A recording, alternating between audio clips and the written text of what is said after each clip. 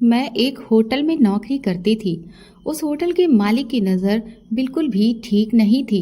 वो अक्सर मुझसे ऐसे काम बताता रहता जिससे कि मैं उसके आसपास ही भटकती रहूं, और वो मुझे बिना वजह बार बार अपने कमरे में बुलाता रहता था। एक रात उसने मुझे बहुत ही ज़रूरी काम से अपने बंगले पर बुलाया। मैंने मना किया तो वो मुझे धमकाने लगा कि मुझे नौकरी से निकाल देगा। मजबूरी में मैं उसके घर पहुंची। उसने मुझे अपने कमरे में आने का हुक्म सुनाया, और मैं जैसे ही कमरे के अंदर पहुंची तो सामने का नज़ारा देखकर मैं दंग रह गई, क्योंकि पूरा कमरा ऐसे सजा था जैसे किसी की सुहाग रात हो। अभी मैं हक्की बक्की खड़ी ही थी कि तभी मेरी नज़र होटल मालिक पर पड़ी, और मेरे पैरों तले से जमीन निकल गई, क्योंकि उस वक्त उसने सिर्फ तौलिया। अभी मैं एक टेबल पर ऑर्डर सर्व कर ही रही थी कि तभी मैनेजर ने मुझे अपने पास बुला लिया। वो मुझसे कहने लगा कि आज टेबल नंबर 10 का टेबल पहले से ही बुक है। उसमें एक स्पेशल गेस्ट आ रहे हैं, इसलिए तुम अच्छे से तैयार हो जाओ। मैनेजर की तरफ मैं हैरत से देखने लगी, क्योंकि मैं पिछले 6 महीने से यहाँ काम कर रही हूँ, पर आज तक मैनेजर ने कभी भी मुझे यूं गेस्ट के लिए तैयार होने को नहीं कहा था। मैंने कहा, ठीक है सर, मैं अपना मेकअप दोबारा कर लेती हूँ। मैनेजर ने कहा, आधे घंटे में गेस्ट आने वाले हैं और ये टेबल तुम्हें आज खुद ही सर्व करनी है। तुम संभाल लोगी ना? मैंने कहा, जी सर, मैं संभाल लूंगी। काम करने का मेरा लगभग 2 साल का तजुर्बा है, क्योंकि यहाँ से पहले भी मैं एक रेस्टोरेंट में काम कर चुकी हूँ।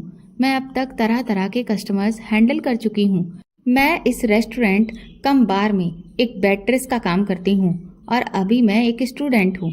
यूनिवर्सिटी में मैं पढ़ रही हूँ और वहीं के हॉस्टल में भी रहती हूँ। अपना घर चलाने के लिए मुझे यहाँ पर काम करना पड़ता है।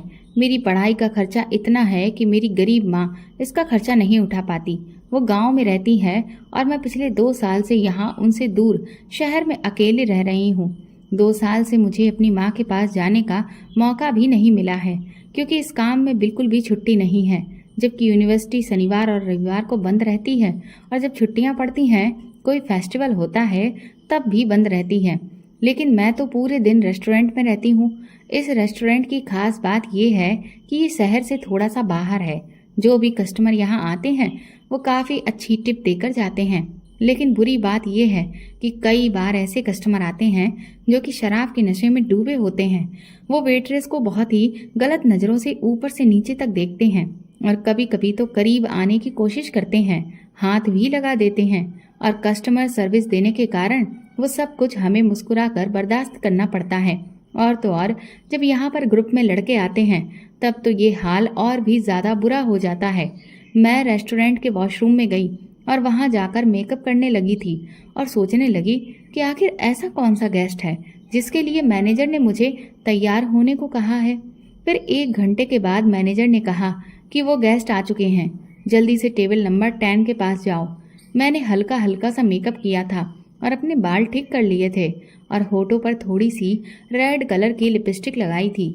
यहाँ की यूनिफॉर्म शर्ट और स्कर्ट थी, वही मैंने पहनी हुई थी। पैरों में मेरे बूट्स थे। मैं काफ़ी लंबी हूँ और काफ़ी कॉन्फिडेंस के साथ मैं उनके टेबल के पास चली गई। मैंने बहुत ही नरम लहजे से कस्टमर की तरफ देखते हुए कहा, good evening sir, how can I help you? Table number 10 में 2 गेस्ट आए थे और दोनों ही लड़के थे। उनमें से एक लड़का सूट बूट में था। यहाँ तो ज़्यादा लड़के कैजुअल ड्रेस में ही आते हैं। लाइव म्यूजिक चलता रहता है, लोग डांस करते रहते हैं। उस लड़के का चेहरा बहुत ही साफ था। वो काफ़ी हैंडसम लड़का था। उसे देखकर ही लग रहा था कि वो काफ़ी अमीर होगा, पर मैं उन्हें पहचान नहीं पाई। आज पहली बार ही मैंने उन्हें देखा था। उनके साथ जो लड़का था वो जीन्स टी शर्ट में था। उसने कहा, आरव, क्या लेने वाले हो, बताओ। आरव की नज़र तो मुझ पर ही टिक गई थी। वो मुझसे बोला, तुम्हारा नाम क्या है? मैंने कहा, मेरा नाम काजल है। उसने अपने दोस्त की तरफ देखते हुए कहा, विक्रम, तुम मेन्यू डिसाइड कर लो। ये कहकर उसने मेन्यू कार्ड अपने दोस्त की तरफ बढ़ा दिया, और फिर मुझे सर से लेकर पांव तक एक टक देखे जा रहा था। इस सब से मुझे बहुत अनकंफर्टेबल लगने लगा था। मैं तकरीबन 5 मिनट तक वहीं पर खड़ी रही, पर उन्होंने अब तक कोई भी ऑर्डर नहीं दिया था। मैंने कहा, सर, मेरी हेल्प चाहिए क्या? शायद आपको समझ नहीं आ रहा हो कि आप क्या ऑर्डर करें। मेरी बात सुनकर आरव मेरी तरफ देखने लगा और मन ही मन मुस्कुराने लगा। न जाने वो मुझे देखकर क्या सोच रहा था। उसका दिमाग पढ़ पाना मेरे बस की बात नहीं थी, पर मुझे गुस्सा आने लगा था। इतनी देर से वो लोग मुझे वेट कराए जा रहे थे। मैं वहां खड़े खड़े थक चुकी थी। थोड़ी देर बाद आरव ने कहा कि हमें थोड़ा टाइम लगेगा डिसाइड करने में, आप यहाँ बैठ क्यों नहीं जाती। मैंने कहा कोई बात नहीं सर, ये मेरा काम है, मैं कस्टमर के सामने कैसे बैठ सकती हूँ, मैं यहाँ की एक एम्प्लॉय हूँ। उसके चेहरे पर एक अजीब मुस्कुराहट साफ नजर आ रही थी। मैंने कहा सर, मैं एक काम करती हूँ, आप मेन्यू डिसाइड कर लें, तब तक मैं दूसरे टेबल पर जा रही हूँ। थोड़े वक्त में मैं आपके पास दोबारा लौटती हूँ। मुझे यहाँ खड़े होना बहुत ही ऑड लग रहा था, इसलिए मैंने उससे ऐसा कह दिया था, क्योंकि काफ़ी देर से मैं यहाँ पर खड़ी थी। बाकी वेट्रेस दौड़ दौड़ कर काम कर रही थी और बाकी सारे कस्टमर्स को संभाल रही थी। वहीं काम करने वाली एक लड़की आंचल ने तो एक नज़र मुझे देखा भी था और इशारे से शायद मदद भी मांग रही थी। इतना कहकर मैं वहां से जाने ही लगी कि अचानक आरव ने मुझे पीछे से आवाज़ दी। वो बोला, मिस काजल, आप हमें यूं छोड़कर कैसे जा सकती हैं? हमने तो ये सीट पहले से ही रिजर्व करवाया हुआ है। उसकी बात से मुझे गुस्सा आने लगा था। मैंने जबरदस्ती की मीठी आवाज़ बनाते हुए बहुत ही प्यार भरे अंदाज में कहा, सर, आपने टेबल बुक कराया है पर वेटर नहीं। वेटर का काम तो सारे कस्टमर को सर्व करना है और अभी यहाँ काफ़ी ज़्यादा भीड़ भाड़ है। मैं आपके पास काफ़ी देर से वेट कर रही हूँ। शायद मेरे सामने आपको डिसाइड करने में दिक्कत हो रही है। कभी कभी ऐसा होता है, ऐसे कस्टमर्स को हम थोड़ी प्राइवेसी देते हैं। ये कहकर मैं आरव की तरफ देखकर मुस्कुराने लगी थी। सीधी बात मैं उसे समझा दिया था कि मैं उसकी नौकरानी नहीं हूँ, कि जब साहबजादे का मूड हो तब वो ऑर्डर करेंगे, तब तक वेट्रेस को खड़ा करके उसको ऊपर से लेकर नीचे तक निहारेंगे। मेरी बात सुनकर आरव ने अपनी आंखें छोटी छोटी कर ली और कहने लगा, अपने मैनेजर को बुलाओ। एक पल के लिए मैं थोड़ी सी घबरा गई। अगर मैनेजर को वो मेरी शिकायत कर देता तो मेरी जॉब जा सकती है। मैंने कहा कि आपको कोई इशू है तो आप मुझे बता सकते हैं सर। आरव ने कहा, नहीं, मुझे तुम्हारे मैनेजर से ही बात करनी है। ये कहकर वो उठ खड़ा हुआ। काफी कॉन्फिडेंस के साथ वो मैनेजर के पास जा ही रहा था कि मैं पीछे पीछे जाने लगी और जल्दबाजी में बिना कुछ सोचे समझे मैंने आरव का हाथ पकड़ लिया। मैं काफी घबरा गई थी कि वो मेरी शिकायत ना लगा दे मैनेजर को। मुझे उम्मीद थी वो मेरी शिकायत लगाएगा तो मेरी नौकरी भी जा सकती है। उसका हाथ पकड़कर मैंने कहा, मिस्टर आरव, आप 2 मिनट मेरी बात सुन लीजिए। ऐसा कहकर मैं उसे रेस्ट रूम एरिया में लेकर आ गई थी। मैंने कहा, सर देखिए, मैं यूनिवर्सिटी की स्टूडेंट हूँ। ये काम करके मैं अपनी पढ़ाई का खर्च चलाती हूँ। अगर आपने मेरी शिकायत की तो मेरी नौकरी खतरे में पड़ जाएगी। प्लीज आप मैनेजर से कुछ भी ना कहें। ऐसा कहकर मैं उसकी तरफ एक उम्मीद भरी निगाहों से देखने लगी थी। उसके चेहरे पर एक मुस्कुराहट आ गई। वो कहने लगा, तुम बहुत क्यूट हो। फिर मुस्कुराता हुआ वो वहां से जाने लगा। डर के मारे मेरी हालत बहुत खराब थी। वो सीधा जाकर अपनी सीट पर बैठ गया था।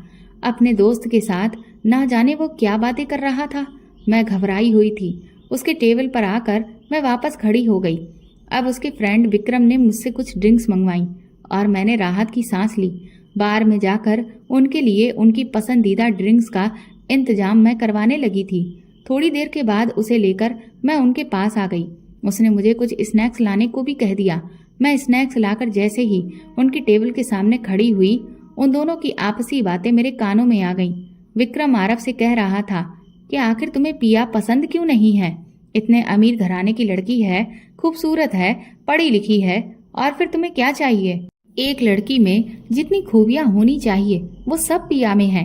विक्रम की इस बात पर आरव ने झल्लाकर उससे कहा, तुम समझती क्यों नहीं? मुझे पिया इसलिए नहीं पसंद क्योंकि इससे आगे वो बोलने वाला था कि तभी उसकी नज़र मुझ पर पड़ गई। मुझे देखते ही वो चुप हो गया और मैं थोड़ा सा सहम गई। मैंने खुद को भी संभालते हुए उनसे कहा, एक्सक्यूज मी सर।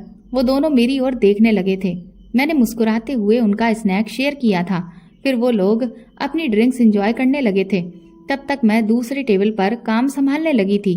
तभी आंचल मेरे पास आई और कहने लगी, यार कहाँ थी तुम? आज इतनी ज़्यादा भीड़ भाड़ है, दौड़ते दौड़ते मेरी हालत खराब हो गई। मैंने कहा, मैनेजर साहब ने मुझे टेबल नंबर 10 को सर्व करने के लिए लगा रखा है। कोई स्पेशल गेस्ट आए हैं, पर शायद उनकी टेबल पर जाने में टाइम लगेगा। तुम लोगों की मैं मदद कर देती हूँ। बीच बीच में मैं आरव की टेबल में जाकर उनके बारे में भी पता लगा ले रही थी। आज दौड़ते भागते मेरी हालत भी बहुत खराब हो गई थी। आरव ने इशारे से मुझे बुला लिया और बिल लाने को कहा। मैं बिल लेकर उनके टेबल पर आ गई। बिल पेमेंट करने के बाद उन्होंने मुझे 10,000 रुपए का टिप दिया। ये देखकर मुझे बहुत ही बड़ा झटका लगा था। 100 रुपए, 500 रुपए टिप तो हमें हर टेबल पर मिल जाता था, पर आज तक इतना ज्यादा टिप मुझे कभी नहीं मिला था। आरव कहने लगा, तुमने काफी अच्छा सर्व किया है। थैंक यू मिस काजल। मैंने कहा, thank you so much sir. ऐसा कहकर मैं वापस किचन में आ गई थी। बचा हुआ काम मैं अभी खत्म कर ही रही थी कि ऐसा करते करते रात के 2 बज चुके थे। शाम 6 बजे से लेकर रात के 2 बजे तक मेरी ड्यूटी रहती थी। कभी कभी काम खत्म करते करते 2 से 3 भी बज जाते थे।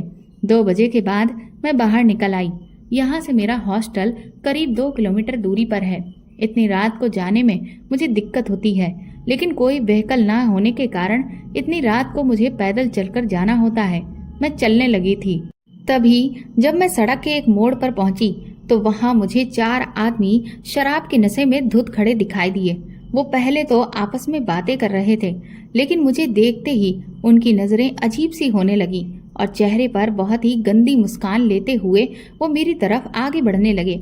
ये देखकर मेरी तो जान हलक में ही सूख गई थी। सड़क पर अंधेरा भी था। मुझे डर लगने लगा कि अगर इन चारों ने मुझे पकड़ लिया तो इस खुद को छुड़ा पाना इनसे मेरे बस की बात नहीं है। मैं जैसे ही पीछे की तरफ अपने कदम बढ़ाने लगी, तभी अचानक से एक कार मेरे पास आकर रुक गई। मैं पहले से ही बहुत घबराई हुई थी। डर के मारे मैं जैसे ही पीछे मुड़कर देखने लगी तो मुझे सामने आरव नजर आया।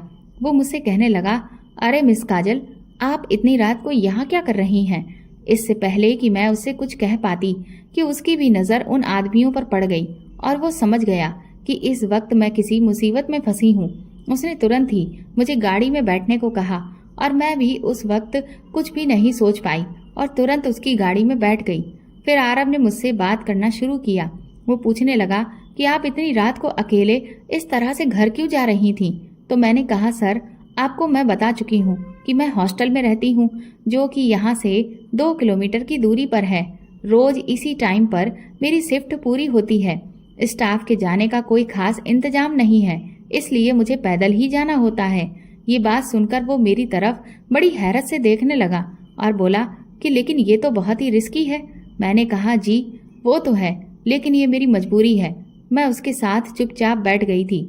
मुझे उस पर ना जाने क्यों, लेकिन भरोसा था। शायद इसलिए क्योंकि उसने अभी कुछ देर पहले ही मुझे उन बुरे आदमियों से बचाया था। कुछ देर में ही मैं यूनिवर्सिटी के गेट के बाहर थी।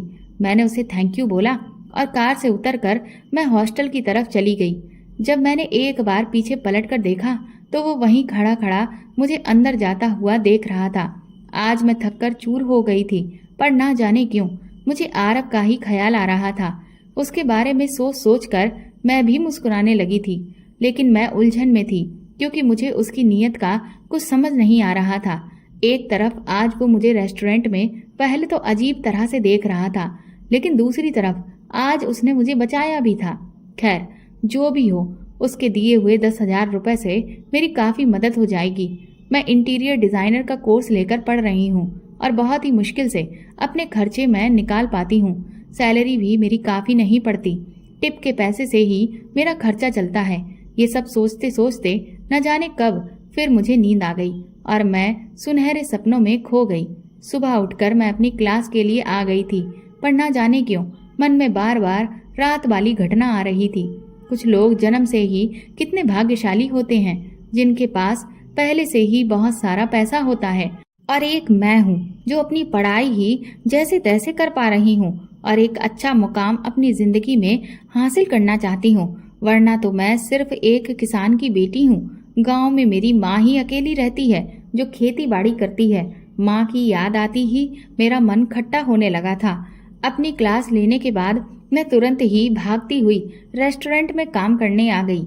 आज मुझे रेस्टोरेंट पहुंचने में 5 मिनट की देरी हो गई और तुरंत ही मैनेजर ने मुझे अपने पास बुला लिया और चिल्लाकर कहने लगा, काजल, तुम आज भी लेट हो गई हो।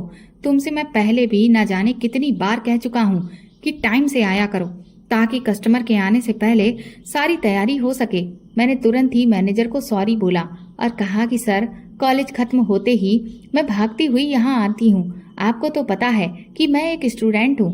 मेरी इस बात पर वो कहने लगा कि देखो, ये प्रोफेशनल जगह है, इसलिए तुम्हारा यहाँ पर ये रोज रोज का बहाना नहीं चलेगा। मैं ऐसी लड़कियों को काम पर नहीं रख सकता हूँ जो सही समय पर आकर अपना काम ना संभालें। इसलिए बेहतर यही होगा कि अब तुम कहीं और जाकर काम ढूंढ लो। मैनेजर की ये बात सुनकर मुझे बहुत बड़ा झटका लगा था। पिछले 6 महीने से मैं यहाँ काम कर रही हूँ और पूरी मेहनत और लगन से मैं दिन रात एक कर रही थी, लेकिन मैनेजर को मुझे मेरी मेहनत ही दिखाई नहीं दी, सिर्फ मेरा लेट होना दिखाई दिया और मुझे एक झटके में उन्होंने काम से निकाल दिया। मैंने तुरंत ही कहा कि सर, मैं मानती हूँ कि मैं आने में 5 मिनट की देरी अक्सर कर देती हूँ, लेकिन रोज छुट्टी के टाइम पर 2 बजे के बाद तक रुकती हूँ। आप ये बात बहुत अच्छे से जानते हैं कि यहाँ से निकलते निकलते हर रोज 2 से 3 बज जाते हैं। मैं एक्स्ट्रा घंटे काम करके भी तो देती हूँ, तो फिर आप मुझे काम से क्यों निकाल रहे हैं? ये काम ही मेरा बहुत बड़ा सहारा है। अगर ये काम ही चला जाएगा तो मैं अपनी पढ़ाई का खर्च कैसे पूरा करूंगी? मैनेजर बोला, तुम्हारा ये जो एटीट्यूड है उससे तुम्हें कहीं भी काम नहीं मिलने वाला। ये सुनकर मेरी आंखों में आंसू आ गए थे। मैं इस काम को अपने एक्सपीरियंस में जोड़ सकती थी। अभी मेरी बस 1 साल की पढ़ाई ही रह गई थी। मैनेजर तो अपना फैसला मुझे सुनाकर वहां से चला गया। मैं क्या करूंगी, मेरे कुछ भी समझ नहीं आ रहा था। रोते रोते हुए मैं पैदल घर जाने लगी थी कि तभी मेरे पास आंचल का फोन आया। मैंने उसे रोते हुए सब कुछ बता दिया। मैंने कहा कि मैं इस रेस्टोरेंट में पिछले 6 महीने से इतनी मेहनत से काम कर रही थी, लेकिन उस मैनेजर ने मुझे एक झटके में काम से निकाल दिया। वो कहने लगी कि वो मैनेजर बहुत ही ज्यादा खड़ूस है, उसे जरूर कोई दूसरी लड़की मिल गई होगी जो और भी ज्यादा कम सैलरी पर मान गई होगी। मैंने फोन रख दिया। यही सब सोचते हुए मैं वापस अपने हॉस्टल आ गई, लेकिन उस रात मुझे टेंशन के मारे नींद ही नहीं आई। मुझे समझ नहीं आ रहा था कि अब मैं कहाँ जाऊंगी और क्या करूंगी, लेकिन फिर भी सुबह तक मैंने जैसे तैसे खुद को समझा लिया और सोचा कि अब जो है सो है, मुझे एक बार फिर से कोई अच्छा काम ढूंढना होगा। यही सोचते हुए मैं सुबह सुबह तैयार हुई और काम की तलाश में बाहर निकल आई। उस दिन मैं कॉलेज से छुट्टी ले ली थी। अभी मैं कुछ दूरी पर पहुंची ही थी कि तभी एक 12-13 साल का लड़का मेरे पास दौड़ता हुआ आया और उसने अचानक से एक पैम्पलेट मेरे हाथ में पकड़ा दिया और फिर वो वहां से भाग गया। ये देखकर मैं पहले तो हैरान रह गई। फिर मैं जब उस पैम्पलेट को पढ़ने लगी तो वो किसी बहुत ही बड़े होटल एंड रेस्टोरेंट का पैम्पलेट था, जिसमें सेक्रेटरी कम एडवाइजर की जॉब थी। मुझे लगा कि शायद भगवान ने मुझे ये रास्ता दिखाया है और इसीलिए मुझे इस रास्ते पर चलना चाहिए। मैं तुरंत ही ऊपर वाले का शुक्रिया अदा करने लगी और उस होटल के एड्रेस पर आधे घंटे में मैं पहुंच गई। वहां पहुंचने के बाद मैंने रिसेप्शन पर जाकर इस वैकेंसी के बारे में बात की तो रिसेप्शनिस्ट ने बताया कि इसका इंटरव्यू बस आधे घंटे में ही होने वाला है। ये सुनकर तो घबराहट के मारे मेरा पेट ही खौलने लगा, क्योंकि ये तो बहुत ही कम समय था। ना जाने वो इंटरव्यू में मुझसे क्या पूछेंगे क्या नहीं, लेकिन फिर भी मैंने सोचा कि अगर इस बार मेरे हाथ से ये मौका चला गया तो कहीं ऐसा ना हो कि फिर महीनों मुझे नौकरी के लिए दर दर भटकना पड़े। इसलिए मैंने इंटरव्यू देने का फैसला कर लिया। रिसेप्शनिस्ट ने मुझे वहीं बैठने के लिए बोल दिया। आधा घंटा होने के बाद मुझे होटल के 2nd फ्लोर पर भेज दिया गया। जब मैं उस कैबिन में पहुंची तो वहां पर जो बॉस बैठे थे वो काफी नरम स्वभाव के लग रहे थे। उन्होंने मेरा इंटरव्यू इतने अच्छी तरीके से लिया कि मेरा पूरा डर ही निकल गया और जब उन्होंने मुझसे मेरी सैलरी बताई तो मैं खुशी से झूम उठी, क्योंकि मुझे अब तक की अपनी पिछली नौकरियों में मुश्किल से 30,000 की सैलरी ही मिल रही थी, लेकिन यहाँ मुझे दोहरा काम करना था पर सैलरी भी मेरी 80,000 रुपए थी। अचानक से इतनी ज्यादा पैसे बढ़ जाने से मेरी खुशी का तो कोई ठिकाना ही नहीं था। मैंने तुरंत ही खुशी खुशी उनकी सारी टर्म्स एंड कंडीशंस पर हामी भर दी और उनके होटल के एग्रीमेंट पर भी साइन कर दिया। मुझे इस बात की भी खुशी थी कि कम से कम इस जगह का बॉस मेरे पिछले मालिकों की तरह खड़ूस और मतलबी तो नहीं है, वरना एक खड़ूस इंसान की सेक्रेटरी अगर मुझे बनना पड़ता तब तो मेरे लिए और भी ज्यादा मुश्किल हो जाता। उसके साथ ही साथ अच्छी बात ये भी थी कि मुझे रहने के लिए इस होटल में ही रूम भी दिया गया था, जिससे मेरा हॉस्टल के रूम का जो खर्चा था वो भी पूरी तरह से बच रहा था। कुछ ही देर में मेरा ज्वाइनिंग लेटर भी मेरे हाथ में आ गया। अभी मैं अपनी खुशी मना ही रही थी कि तभी अचानक मेरे बॉस अपनी कुर्सी से खड़े हुए और सामने की तरफ देखकर कहने लगे, गुड मॉर्निंग सर। मैं थोड़ा सा हैरान रह गई कि ये तो यहाँ के बॉस हैं, फिर ये किसको गुड मॉर्निंग बोल रहे हैं। मैं जैसे ही पीछे पलटकर देखा तो मेरे पीछे आरव खड़ा हुआ था। उसे देख करके मेरी आंखें फटी की फटी रह गई थी। तब उस आदमी जिसको मैं अब तक इस कंपनी का मालिक समझ रही थी, उसने मुझे बताया कि आप इनकी सेक्रेटरी और एडवाइजरी के तौर पर यहाँ पर काम करेंगी, क्योंकि ये ही इस होटल के असली मालिक हैं, मिस्टर आरव सिंघानिया। आरव मुझे देखकर अजीब तरह से मुस्कुराते जा रहा था और जैसे उस दिन रेस्टोरेंट में ऊपर से लेकर नीचे तक वो मुझे देख रहा था, ठीक उसी तरह से आज फिर से देखने लगा, जिसे देखकर मुझे घबराहट होने लगी। मुझे ना जाने क्यों, लेकिन इस सब में कोई बड़ी साजिश नजर आ रही थी। तभी आरव के फोन पर किसी का कॉल आ गया और वो बात करने में बिजी हो गया। मैंने सामने खड़े हुए आदमी से पूछा कि सर आप कौन हैं? तो वो बताने लगा कि मैं तो यहाँ का मैनेजर हूँ। सर ने मुझे ही आज का इंटरव्यू हैंडल करने के लिए कहा था। अभी तक मैं इस नौकरी को लेकर बहुत खुश हो रही थी, लेकिन आरव और उसकी नजरों को देखकर मुझे घबराहट होने लगी और ऐसा लगने लगा कि मुझे यहाँ नौकरी नहीं करनी चाहिए। इसलिए मैंने तुरंत ही मैनेजर से कहा कि सर माफ करिए, लेकिन मैं ये नौकरी नहीं कर सकती। इस पर वो मुझे समझाने लगा कि आप ऐसा क्यों कह रही हैं, ये नौकरी तो आपके लिए किसी गोल्डन चांस से कम नहीं है। आपको नहीं पता आप कितने बड़े बिजनेस टाइकून के होटल चैन की मेंबर बनने जा रही हैं। अगर आपको जानकारी नहीं है तो मैं बता दूं, आरव सिंघानिया इस शहर के ही नहीं बल्कि इंडिया के टॉप 10 बिजनेसमैन में से एक हैं और उनकी इस देश की कई सारी जगहों पर बहुत सारे होटल्स, रेस्टोरेंट और रिजॉर्ट्स की चेन चलती है। आपके पास अगर यहाँ का एक्सपीरियंस होगा तो आपको लाइफ में बहुत ज्यादा बेनिफिट मिलने वाला है। और सबसे बड़ी बात तो ये है कि अगर आप अच्छा काम करेंगी और हमारे साथ ही जुड़ी रहेंगी तो कुछ ही सालों में आपको लाखों में सैलरी मिलने लगेगी। साथ ही फैसिलिटीज भी बाकी जगह से बहुत अच्छी है। मैनेजर की ये बात सुनकर मैं सोच में पड़ गई। तभी आरव मुझसे कहने लगा कि क्यों, यहाँ पर काम करने में क्या बुराई है? पिछली जिन जगहों पर भी काम करती थी वहाँ पर कैसे कैसे बदतमीज और शराबी लोग आते थे। क्या उनके बीच काम करना अच्छा लग रहा था? आधी रात को हॉस्टल वापस लौटना और हर वक्त एक डर के साए में रहना, क्या ये सब ज्यादा पसंद आ रहा था? यहाँ तो तुम्हें कहीं भी आधी रात को बाहर नहीं जाना है, बल्कि रहने के लिए भी तुम्हें यहीं पर रूम दिया जा रहा है और जब भी कॉलेज जाना हो तो उसके लिए व्हीकल की फैसिलिटी भी है। आखिर और तुम्हें क्या चाहिए? आरव की बात सुनकर मैं सन्न रह गई, क्योंकि बात तो वो बिल्कुल सही कह रहा था। अब तक मैं जिन जगहों पर नौकरी कर रही थी वो इज्जत की बिल्कुल भी नहीं लगती थी, लेकिन यहाँ सब कुछ बहुत अच्छा था। पर पता नहीं क्यों आरव की नजरें कुछ और ही कह रही थीं, जिससे मुझे बार बार ऐसा लग रहा था कि कहीं मैं किसी और भी बड़ी मुसीबत में तो नहीं पड़ने वाली हूँ। इतनी देर में आरव ने मैनेजर को वहां से जाने का इशारा कर दिया। वो अचानक से मेरे काफी करीब आ गया और फिर से वही अजीब तरह से मुस्कुराते हुए मुझे देखने लगा, जिससे मैं बुरी तरह से घबरा गई। मैंने तुरंत ही कहा कि माफ करिएगा सर, लेकिन मैं ये नौकरी नहीं कर सकती। आरव ने कहा कि अब तुम चाहो तो भी इस नौकरी से पीछा नहीं छुड़ा सकती हो। मैं थोड़ा गुस्से में उससे कहने लगी, ऐसा कुछ भी नहीं है, मैं अभी और इसी वक्त इस काम को छोड़कर यहाँ से जा रही हूँ। आरव ने तुरंत ही पास में रखी हुई फाइल को उठाया और उसके पेज को खोलकर मुझे दिखाया और बोला कि तुमने अभी कुछ देर पहले इन एग्रीमेंट्स पर साइन किया है, जिसमें साफ साफ ये लिखा हुआ है कि अगर 2 साल से पहले तुमने इस काम को बीच में छोड़ा तो तुम्हें हर्जाने के तौर पर 5 करोड़ रुपए मुझे देने होंगे, और अगर तुमने इतने रुपए मुझे वापस नहीं किए तो फिर तुम्हें 10 साल तक की सजा भी हो सकती है। आरव की इस बात ने मेरे पैरों तले की जमीन ही निकाल दी थी। मैंने तो खुशी के मारे इन कागजों को इतने ध्यान से पढ़ा ही नहीं। मैंने सोचा कि ये तो सिर्फ मेरी ज्वाइनिंग के पेपर्स हैं। मुझे नहीं पता था कि इसमें ऐसा कोई बॉन्ड भी है। अब मैं मजबूर थी, क्योंकि 5 करोड़ रुपए तो क्या, मेरे पास तो आरव को देने के लिए 50,000 रुपए भी नहीं थे। इसलिए मैंने चुपचाप इस नौकरी को ज्वाइन कर लिया। ये देखकर आरव के चेहरे पर एक बड़ी ही लंबी मुस्कान आ गई। मैं अपना सारा सामान हॉस्टल से होटल के रूम में ले आई थी।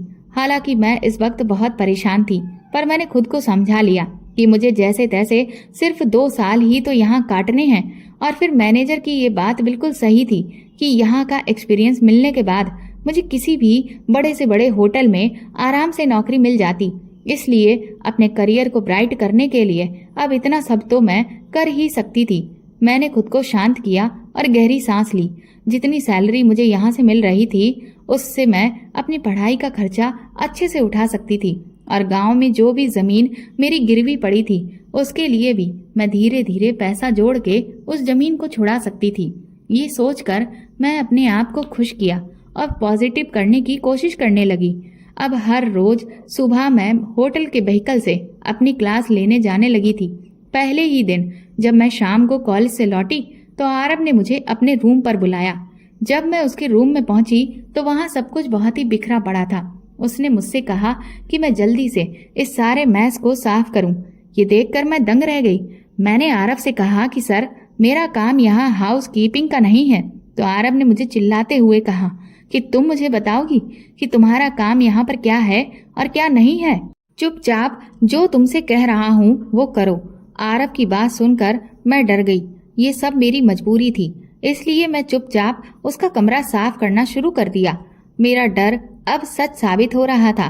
मुझे पहले से ही लग रहा था कि मेरे साथ यहाँ पर बहुत बुरा होने वाला है और वही डर अब सही साबित हो रहा था। धीरे धीरे आगे आरव और भी ना जाने मेरे साथ कैसा सलूक करने वाला था। इसके बाद से आरव जहाँ कहीं भी मीटिंग में जाता तो वो हर जगह मुझे लेकर जाता था। मुझे तो ऐसा लगने लगा था कि जैसे मैं इसकी सेक्रेटरी नहीं हूँ बल्कि उसकी गुलाम हूँ, क्योंकि वो अपना हर छोटे से छोटा और बड़े से बड़ा काम सिर्फ मुझसे ही करवाता था। वो मुझे जलील करने का एक भी मौका नहीं छोड़ता था। लेकिन आखिर वो मेरे साथ ऐसा क्यों कर रहा था, ये मुझे समझ में नहीं आ रहा था। फिर एक दिन जब मैं सुबह सुबह कॉलेज जाने के लिए तैयार होकर अपने रूम से बाहर निकली, तभी अचानक मेरी नजर एक शख्स पर पड़ी और उसे देखकर मेरे पूरे शरीर में करंट दौड़ गया, क्योंकि वो आदमी तो वही था। उसे देखते ही मेरे दिमाग में हजारों सवाल एक साथ कौंधने लगे कि आखिर ये आदमी यहाँ पर कर क्या रहा है। क्या ये आरव का कोई पहचान वाला है या फिर ये यहाँ पर सिर्फ एक गेस्ट के रूप में होटल में रुकने के लिए आया है। मैं अभी उधर खड़ी हुई ये सोच ही रही थी कि तभी अचानक वो मेरी तरफ पलटा और मैं तुरंत ही छुप गई, क्योंकि मैं उसकी नजरों के सामने नहीं पड़ सकती थी। मुझे आज भी वो रात याद है जब उसने मेरे साथ, उस रात मेरी हालत बहुत खराब हो चुकी थी। मैं तुरंत ही उसकी नजरों से बचती हुई बाहर निकल आई और गाड़ी में आकर बैठ गई।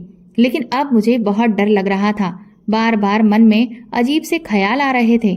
मैं यही सोच रही थी कि पता नहीं इसका आरव से कोई रिश्ता है भी या नहीं, और वो इस होटल में आखिर क्यों आया है।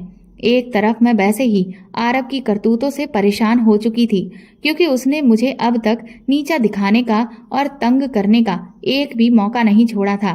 दूसरी तरफ मेरा ये भयानक अतीत भी आज मेरे सामने आकर खड़ा हो गया था और मैं उस लड़के को अब दोबारा से सामना नहीं करना चाहती थी, क्योंकि वो ना जाने एक बार फिर से मेरा क्या हाल करता। खैर, शाम तक जब मैं वापस होटल गई तो वो वहां से जा चुका था। अभी मैं अपने रूम में पहुंची ही थी कि तभी आरव का मेरे पास कॉल आया और उसने मुझे तुरंत ही अपने होटल के रूम में बुलाया। जब मैं वहां पहुंची तो वहां का नजारा देखकर दंग रह गई। पूरा कमरा ऐसे सजा था जैसे किसी की पहली रात हो। वो अपने कुछ दोस्तों के साथ पार्टी कर रहा था, जिनमें कुछ लड़कियां भी थीं, जिनके कपड़े मुझे बिल्कुल भी पसंद नहीं आ रहे थे। मुझे समझ नहीं आ रहा था कि भला मेरा इस वक्त वहां पर क्या काम। लेकिन उसने मुझे वहां पर सबको ड्रिंक सर्व करने और सिर्फ खड़े होकर उनका ड्रामा देखने के लिए बुलाया था। उनकी जी हजूरी बजाने के बाद मैं एक साइड कोने में चुपचाप खड़ी हो गई। मुझे उन लोगों से अंदर ही अंदर घिन सी हो रही थी। आरव पर भी मुझे बहुत गुस्सा आ रहा था। मैं यही सोच रही थी कि क्या सारे अमीरजादे ऐसे ही होते हैं। तभी उन लोगों के साथ आई हुई लड़कियों में से एक लड़की मेरे पास आई और मुझसे मेरे बारे में पूछने लगी। मैंने उसे थोड़ा बहुत बताया तो वो मुझे सजेशन देने लगी कि मैं भी आरव को अपने जाल में फंसा लूं, ताकि कम से कम कुछ तो रुपया ऐंठ सकती हूँ। वो मुझे ये राय इसलिए दे रही थी क्योंकि वो खुद भी अपने मालिक के साथ यही काम कर रही थी। मैंने उससे कहा कि मुझे माफ करना, लेकिन मैं ऐसी वैसी लड़की नहीं हूँ। तो वो कहने लगी कि आज के जमाने में कोई तुम्हारा चरित्र नहीं देखेगा, सिर्फ पैसा देखेगा और इस वक्त तुम आरव सिंघानिया के यहाँ काम कर रही हो। ये बहुत बड़ी किस्मत की बात है। तो फिर इसका भरपूर फायदा उठाओ और जितना पैसा हो सके ऐंठ लो। मैंने उसकी कोई बात का जवाब नहीं दिया। पार्टी खत्म हो गई तो उसके बाद मुझे ही वहाँ का सारा सामान समेटना पड़ा। आरव ने जाते हुए मुझे फरमान सुनाया कि कल मैं सुबह तड़के ही तैयार हो जाऊं और कॉलेज से छुट्टी ले लूं, क्योंकि मुझे उसके साथ एक मीटिंग में जाना है। मैंने उससे कुछ भी नहीं कहा और चुपचाप अपने रूम में आकर मैं बुरी तरह से रोने लगी। मैंने इतनी बेइज्जती भरी जिंदगी तो कभी भी नहीं सोची थी जितनी आज मुझे आरव सिंघानिया जीने के लिए मजबूर कर रहा था। मेरी एक बेवकूफ़ी ने मुझे इस हाल में लाकर खड़ा कर दिया था।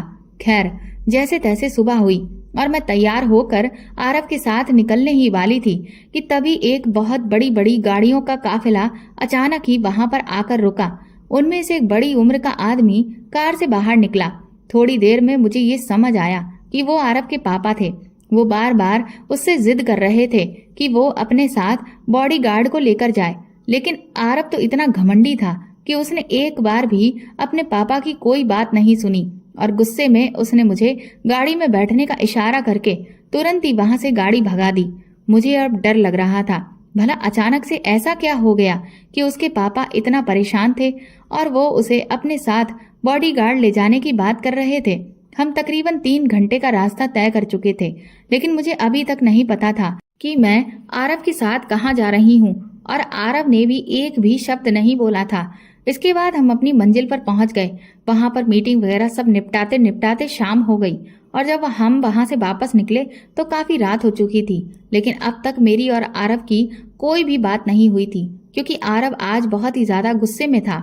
अभी कुछ दूरी का सफर हमने तय किया ही था कि तभी एक सुनसान रास्ते पर अचानक से हमारी गाड़ी पर किसी ने पत्थर फेंके, जिससे गाड़ी का संतुलन बिगड़ गया और वो एक पेड़ से जाकर टकरा गई और गाड़ी के रुकते ही 5 आदमियों ने आकर हम पर हमला कर दिया। वो सब आरव को बहुत बुरी तरह से मारने लगे। हम दोनों ही उनसे बचने की कोशिश कर रहे थे, लेकिन हम सिर्फ 2 थे और वो 5। उन्होंने आरव को बहुत बुरी तरह से घायल कर दिया था। उसके बहुत जगह से खून निकल रहा था। मैं मदद के लिए चिल्ला रही थी, पर वहां आसपास कोई भी नहीं था।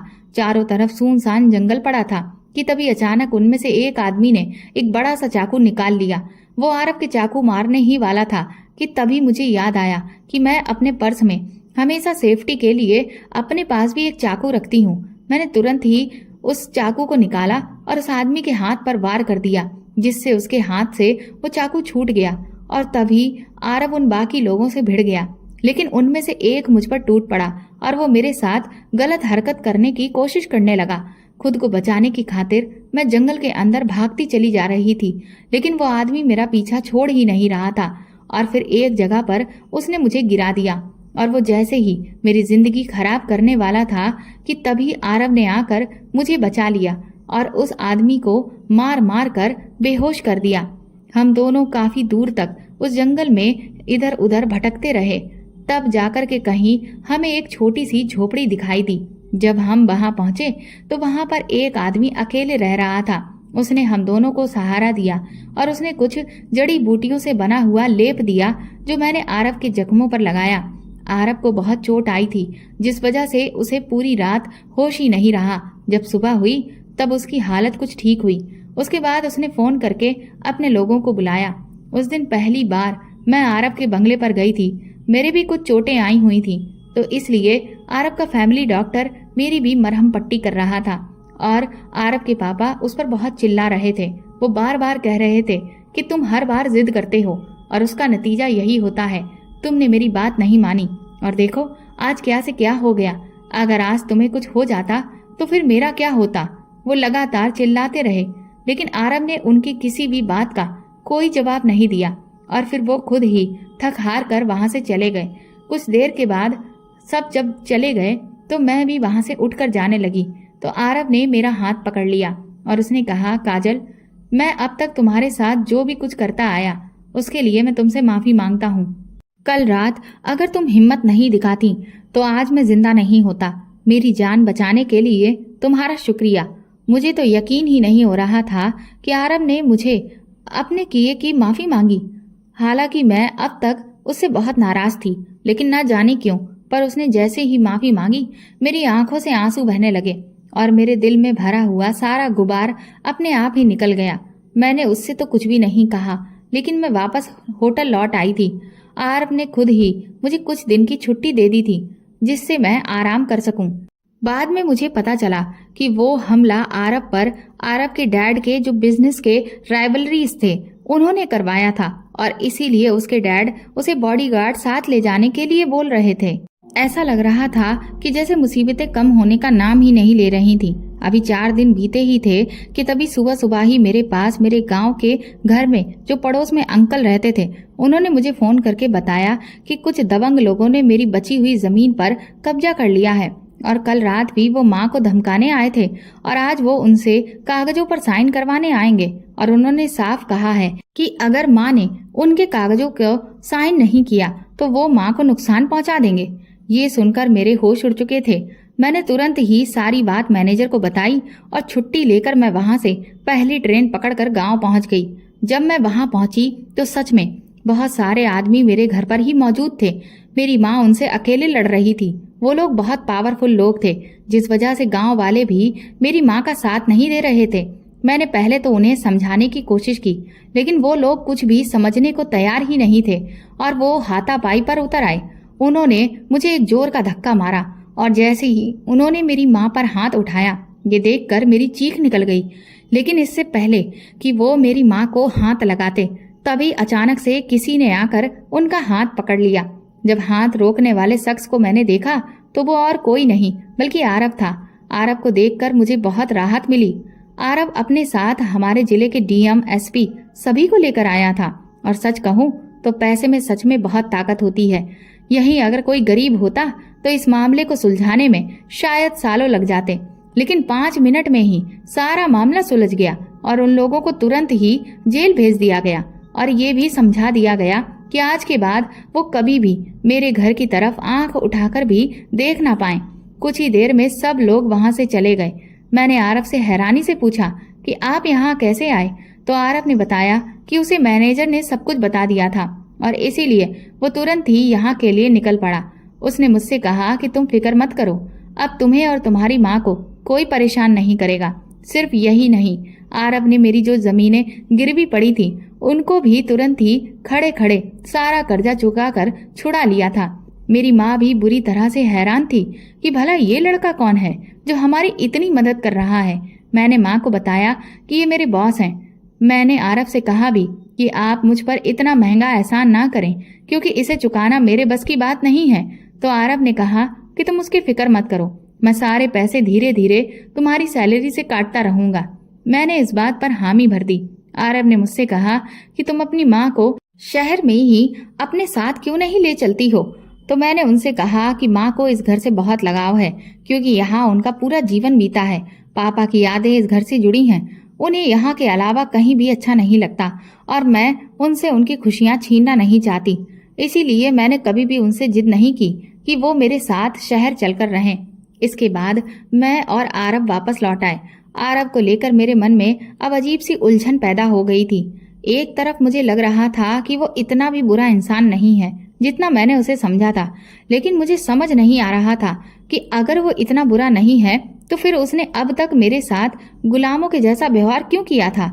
आखिर इस सबके पीछे मकसद क्या था और फिर उस दिन वो शख्स यहाँ पर क्या कर रहा था। मेरे लिए ये सब कुछ एक पहेली के जैसा बनता जा रहा था। लेकिन अब अच्छी बात ये थी कि आरव ने मेरे साथ ठीक से बर्ताव करना शुरू कर दिया था और मुझे सही मायने में जिस काम के लिए वहां पर रखा गया था मुझे वो अब वही जॉब करवा रहा था।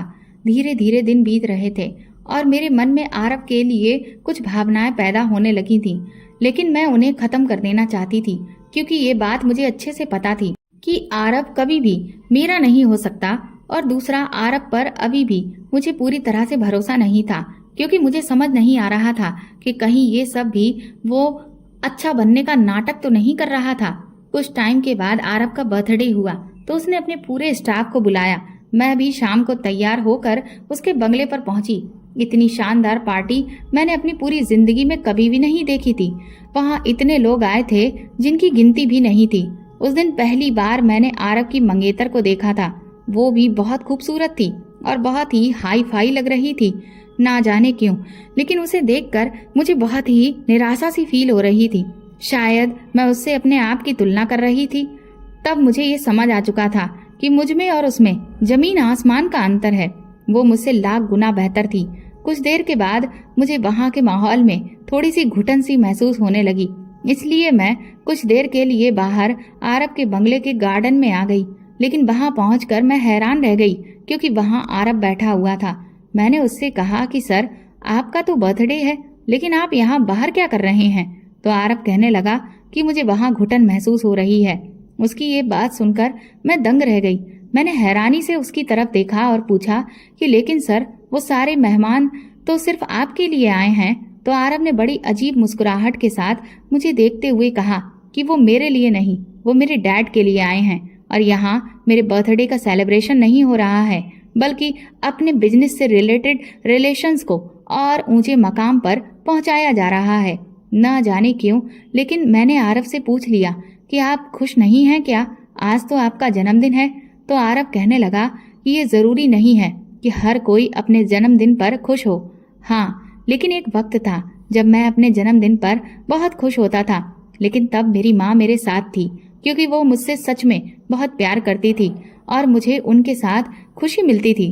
पर अब वो नहीं है और इसीलिए अब खुशियाँ भी नहीं हैं।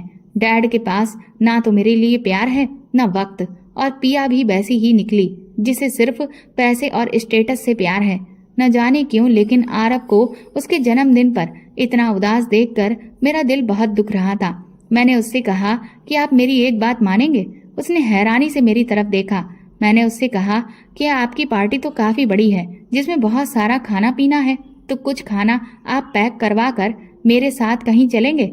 उस वक्त आरब ने मेरी बात एक बार में ही मान ली और उसने मुझसे कोई सवाल भी नहीं किया। ये देखकर मैं भी हैरान थी। कुछ ही देर में मैं एक जगह पर उसे लेकर गई, जिसे देखकर आरव हैरान रह गया। दरअसल वो एक अनाथालय था, जहाँ पर मैं समय मिलने पर कभी कभी चली जाया करती थी। वहाँ के बच्चे बहुत ही प्यारे थे। मैंने आरव से कहा कि सर, इन बच्चों का भी कोई अपना नहीं है, लेकिन फिर भी ये बहुत खुश हैं, क्योंकि ये एक दूसरे से प्यार करते हैं और एक दूसरे में ही इन्होंने खुशियाँ ढूंढ ली हैं। उस दिन मैंने पहली बार आरब के न सिर्फ चेहरे पर बल्कि आंखों में भी खुशी देखी थी। वो उन बच्चों के बीच में पहुंचकर खुद भी बच्चा बन गया था। वो सारे अनाथ बच्चे आरब का साथ पाकर बहुत खुश थे। लगभग आधी रात तक हम सब ने मिलकर खूब सारे गेम्स खेले, जिसमें हमें बहुत मजा आया। जब हमारे वहां से चलने का वक्त हुआ तो सभी बच्चों ने आरब को घेर लिया और उन्होंने उसका हाथ पकड़कर उससे वादा लिया कि वो उनसे मिलने यहाँ जरूर आएगा और उनके साथ ढेर सारे गेम्स खेलेगा। आरब ने भी कहा कि वो उनसे मिलने जरूर आएगा। इसके बाद सभी बच्चे चले गए। आरब उस दिन बहुत खुश था। उसने मुझे कई बार थैंक यू बोला। उसने कहा कि तुमने इतने सालों बाद मुझे जो खुशी दी है उसे मैं शब्दों में बयां नहीं कर सकता। सच में तुमने आज मेरे जन्मदिन को बहुत ही स्पेशल बना दिया। मैंने आरब से कहा कि सर, खुशियां बांटने से ही बढ़ती हैं। बस मैं आपको इसीलिए यहाँ पर लेकर आई थी। उस दिन के बाद से मेरे और आरब के बीच में पता नहीं क्या ऐसा हुआ कि उसे मैं जब भी देखती तो मेरे दिल की धड़कन अपने आप बढ़ जाती। मैं उससे दूर भी रहना चाहती थी, लेकिन मैं उसके करीब भी जाना चाहती थी। आखिर ये सब हो क्या रहा था, मुझे समझ ही नहीं आ रहा था। मुझे लगने लगा कि कहीं मैं आरब से प्यार तो नहीं करने लगी हूँ। आरब भी मुझे हर पल अपने साथ साए के जैसे रख रहा था। एक हफ्ते के बाद ही मैंने अपने होटल के स्टाफ में एक उड़ती खबर सुनी कि आरब ने अपनी एंगेजमेंट तोड़ दी है। मैं हैरान थी कि भला उसने ऐसा क्यों किया। उसी रात जब मैं अपने कमरे में थी कि तभी अचानक मेरे रूम का दरवाजा बजा। दरवाजा खोलते ही जब मैंने सामने आरब को देखा तो मैं दंग रह गई। इतनी रात को वो यहाँ क्या करने आया था? उसे देखकर मैं घबरा गई, पर बिना कुछ कहे अपने आप ही वो मेरे कमरे में आ गया। मुझे डर लगने लगा।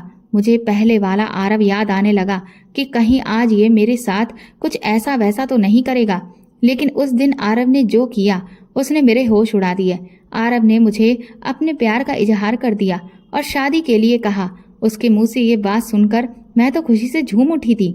मुझे विश्वास नहीं हो रहा था कि अब तक जो फीलिंग्स मेरे मन में आरब के लिए थी, वही फीलिंग्स आरब के मन में भी मेरे लिए थी। आरव ने मेरी हामी मिलने के बाद मुझसे कहा कि वो अगले हफ्ते ही अपने डैड से हमारी शादी के बारे में बात करेगा, क्योंकि अगले हफ्ते उसके डैड लंदन से वापस आ रहे थे। वो रात मुझे खुशी के मारे नींद ही नहीं आई। मुझे तो ऐसा लग रहा था कि जैसे मैं कोई आम लड़की नहीं बल्कि सिंड्रेला हूँ, जिसकी किस्मत में एक राजकुमार लिखा है। लेकिन मुझे नहीं पता था कि मेरी ये खुशी बस चंद घंटे की ही है। सुबह होते ही मैं अच्छे से तैयार होकर एक लाल गुलाब लेकर आरव के रूम के बाहर जैसे ही पहुंची तो मेरे पैरों तले से जमीन निकल गई थी, क्योंकि मैंने आरव के रूम में उस शख्स को खड़े हुए देखा। दरअसल ये शख्स आज से तकरीबन 2 साल पहले मुझे उस रेस्टोरेंट में मिला था जहां मैं काम करती थी। एक एक करके वो पूरा वाकया मेरी आंखों के सामने तैरने लगा। मुझे अच्छे से याद है, उस दिन मैं अपने काम पर जैसे ही पहुंची तो मुझे सबसे पहले इसी आदमी, जिसका नाम राघव था, उसे सर्व करने के लिए बोला गया। मैं जब उसके पास पहुंची तो उसने मुझे ऊपर से लेकर नीचे तक घूरना शुरू कर दिया।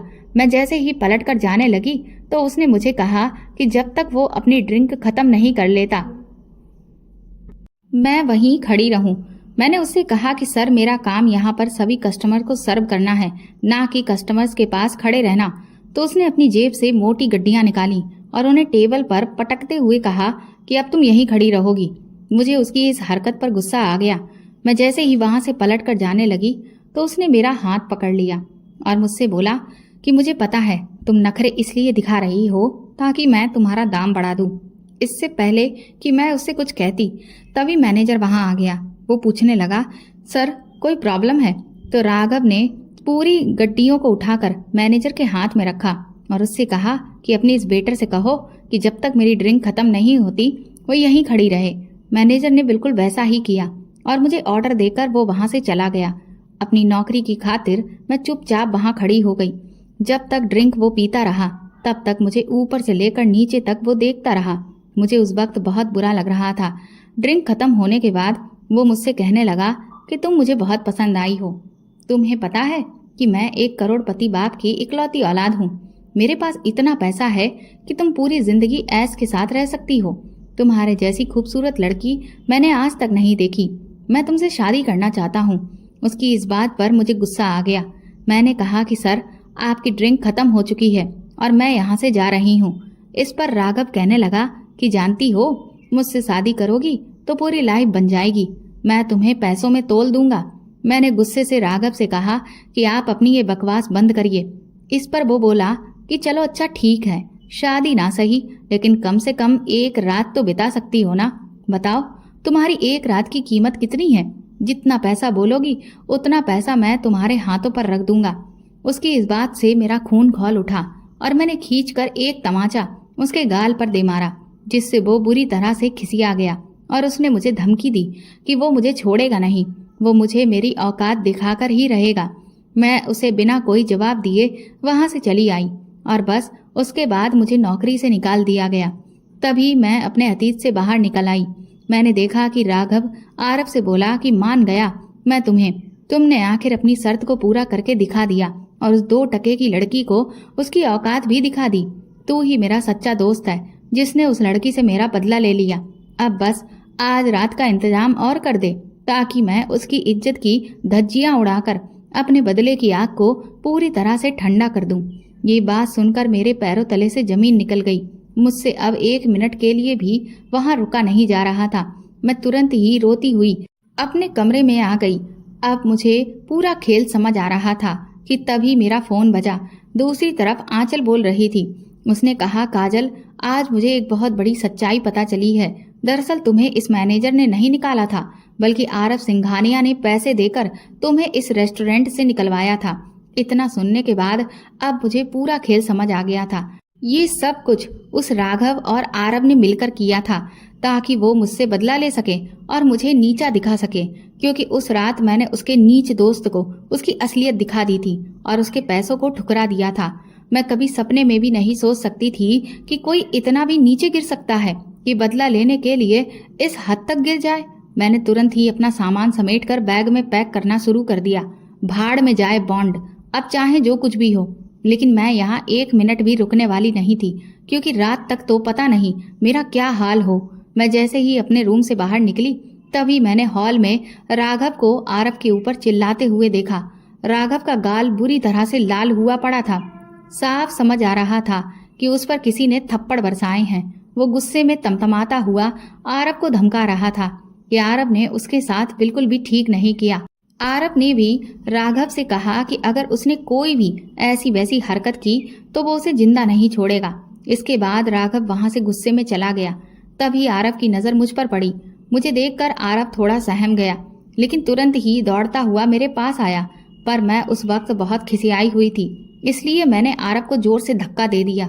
आरव ने मेरे हाथ में बैग देखा तो वो मुझसे बैग छुड़ाने लगा और बोला कि तुम पहले मेरी पूरी बात तो सुनो। मैंने उससे कहा कि मुझे अब तुम्हारे बारे में कुछ भी नहीं सुनना, क्योंकि तुम्हारी घटिया असलियत मेरी आंखों के सामने खुद ब खुद आ चुकी है। अगर आज मुझे सब कुछ पता नहीं चलता तो तुम तो मेरी इज्जत ही नीलाम कर देते। कहाँ तो मैं ये सोच रही थी कि तुम एक अच्छे इंसान हो और मुझसे सच्चा प्यार करते हो, लेकिन तुम्हारी नजर में तो मेरी इज्जत की कोई वैल्यू ही नहीं है। मेरा इतना कहना था कि आरव भी गुस्से में आ गया और उसने तुरंत ही मेरा हाथ पकड़ा और मुझे अपने कमरे में ले गया। मैंने उससे कहा कि तुम्हें क्या लगता है मुझे कुछ पता नहीं? मैंने खुद अपने कानों से सब कुछ सुन लिया है और अपनी आंखों से सब कुछ देख भी लिया है। राघव ने जो कुछ भी तुमसे कहा। आरव कहने लगा कि तुमने जो भी सुना आधा ही सुना है। आधी सच्चाई सुनकर तुम यहाँ से भाग गई। इससे पहले कि मैं आरव से कुछ कहती कि तभी विक्रम वहां आ गया। वो कहने लगा, काजल, आरव बिल्कुल सच कह रहा है। उस दिन जब राघव ने उस रेस्टोरेंट में तुम्हारे साथ ये हरकत की थी तो उस वक्त हम दोनों भी वहीं थे, लेकिन हमारा एक और फ्रेंड आ रहा था, इसलिए उसे लेने के लिए हम रेस्टोरेंट के बाहर गए हुए थे। जब लौटे तब तक सब कुछ हो चुका था और फिर विक्रम ने आरव से ये शर्त लगाई कि वो तुमसे विक्रम की बेइज्जती का बदला हर हाल में लेकर रहेगा। उस वक्त आरव ने ऐसा किया था, लेकिन जब आरव ने तुम्हें जाना, समझा और तुम्हारे साथ वक्त बिताया तो उसमें बहुत सारे चेंजेस आए और अब वो तुमसे सच में प्यार करने लगा है। इसीलिए जब राघव ने तुम्हारे खिलाफ बोलना शुरू किया तो आरव ने मार मार कर उसकी हालत खराब कर दी। वो तो मैं बीच में आ गया, वरना आज राघव अपनी जान से हाथ धो बैठता। आरव तुरंत ही घुटनों के बल मेरे सामने बैठ गया और हाथ जोड़कर मुझसे माफी मांगने लगा। वो बोला कि उस वक्त मैं जैसा था, पर अब मैं पूरी तरह से बदल चुका हूँ और प्लीज मुझे बड़ी मुश्किल से दोबारा कोई प्यार करने वाला मिला है, इसलिए मेरा साथ कभी मत छोड़ना। आरव की आंखों में आंसू थे जो उसकी सच्चाई के गवाह थे। मैंने आरव को माफ कर दिया और फिर आरव और मेरी शादी 2 महीने के बाद बहुत ही धूमधाम से हो गई और आज मैं आरव के साथ अपनी एक खुशहाल शादीशुदा जिंदगी जी रही हूँ। दोस्तों, आपको ये कहानी कैसी लगी हमें कमेंट करके ज़रूर बताएं और प्लीज़ इस कहानी को ज़्यादा से ज़्यादा शेयर और लाइक करके मेरे चैनल को सपोर्ट करें।